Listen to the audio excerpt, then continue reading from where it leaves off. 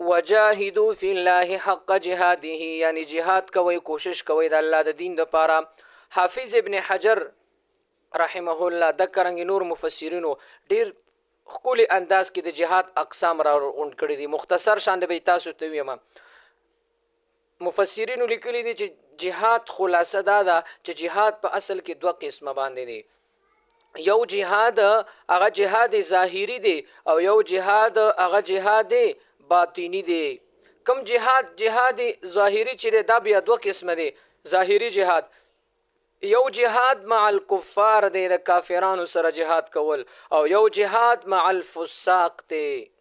نو ظاهری جهاد کې اولنې قسم چې جهاد مع الکفار دی، د دین مراد د دې ته قتال ویل شوی دی. وقاتلو قرآن مجید کې راځي، قتال راځي، وقتلوهم حيث ثقفتموهم.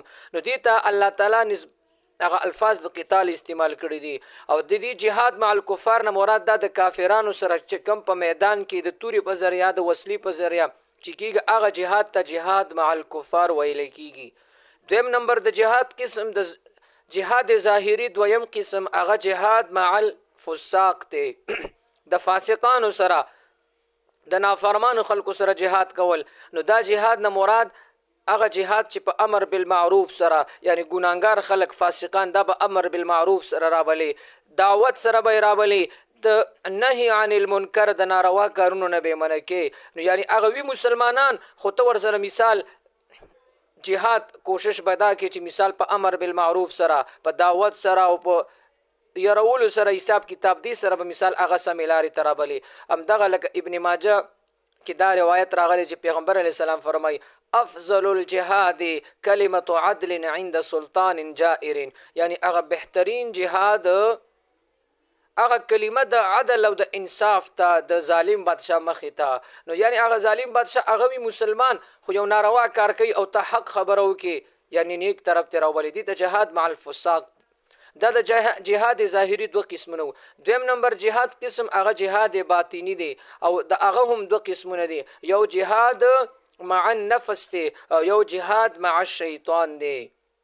نو باطینی قسم جهاد کې اولنې جهاد مع النفس د دین مراد دا دی چې انسان هغه ناجایز او د ګناه کارونه پریدي، خپل خواهشات د خپل لاندې کی او ځان د الله تعالی تابع کی، د خواهشاتو تابعداري نه کوي، د خپل سوچ او فکر تابعداري نه کوي، بلکې د الله دین کې تکلیف برداشت کوي، علم زده کوي، علم پسې مثال کوششونه کوي، مال حال لګي د الله په دین باندې.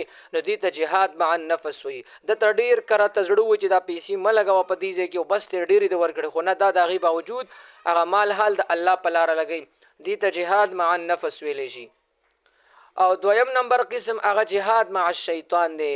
شیطان د وسوسو نه ځان ساتل، داغه د شکوک او شبهاتو نه ځان ساتل، هغه ګناه طرف ته تار غواړي او ته زړه تسلی ورکړي چې نه دا ګناه کار دی، په دې الله خپه کیږي او سبب ز الله له جواب ورکوم. د شیطان د وسوسو نه ځان ساتل دي ته هغه جهاد مع الشیطان ویل شي. نو خلاصه دا د جهاد هغه څلور قسمونه شو. یو جهاد مع الکفار دی، یو جهاد مع الفساق دی، او یو جهاد مع النفس شو، او یو جهاد مع الشیطان. نو دا څلور وانه جهادونه دا د جهاد خلاصه ده.